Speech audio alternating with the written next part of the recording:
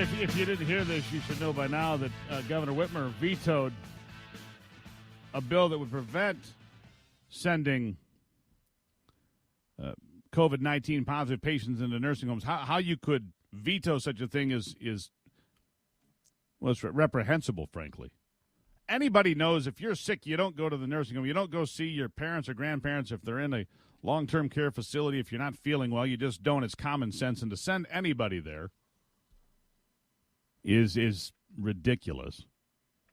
My next guest, Tori Sachs, I think might agree with my point of view. She is the executive director of Michigan Rising Action. Tori, welcome back to the program. Good morning, Steve. Thanks for having me back. Were you shocked when she vetoed that bill? I mean, you look at Michigan, and right now it's something like 33% are attributed. The fatalities in Michigan are attributed to nursing homes. The fact of the matter is we don't know the real number because we don't have the numbers for assisted living facilities, long-term care facilities, a lot of other places, homes for the aged and so forth. We only have nursing homes specifically.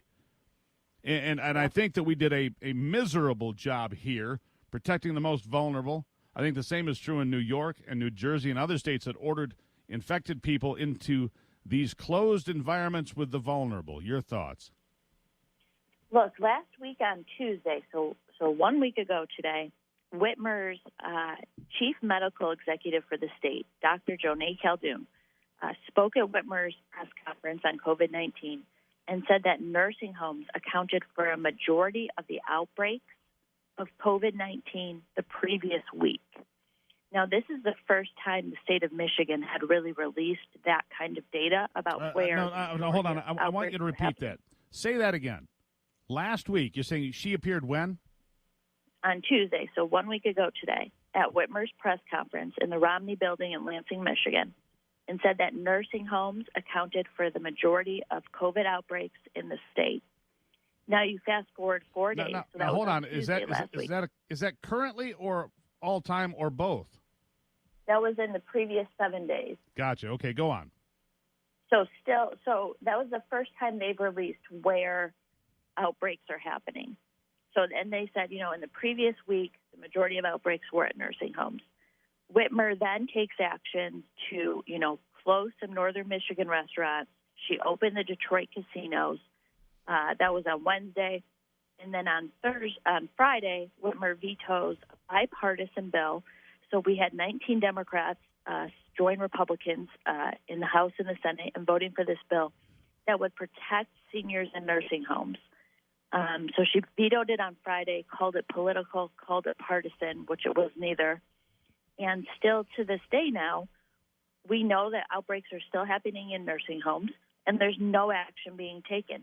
And this is what I don't understand, is why is she taking action on everything else but not nursing homes when her own administration admits that's where the majority of outbreaks are happening?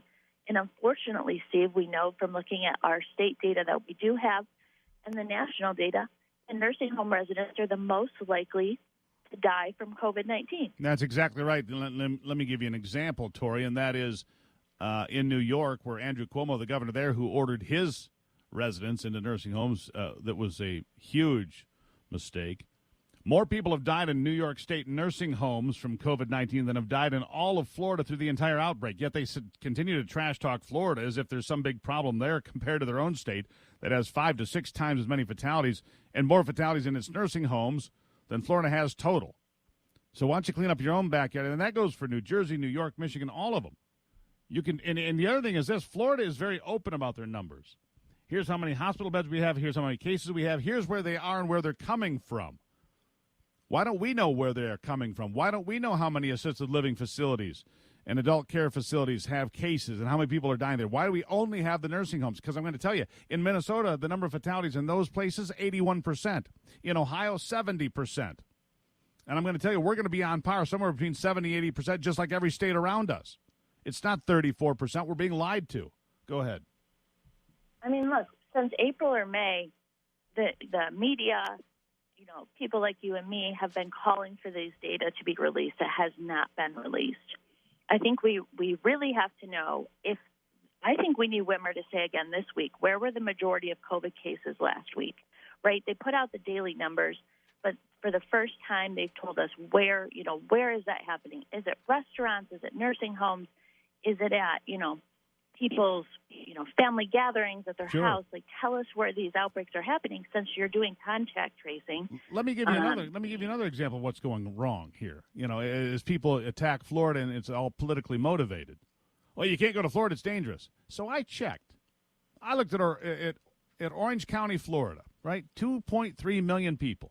They've had 202 deaths. Ingham County, Michigan, where the capital has had 31 deaths. And so, based on population of 290,000 in Ingham County and 3.2 million in Orange County, you're 1.5 times as likely to die from COVID in Ingham County, Michigan, as you are in Orange County, Florida. Just let that sink in for a second. We're being lied to.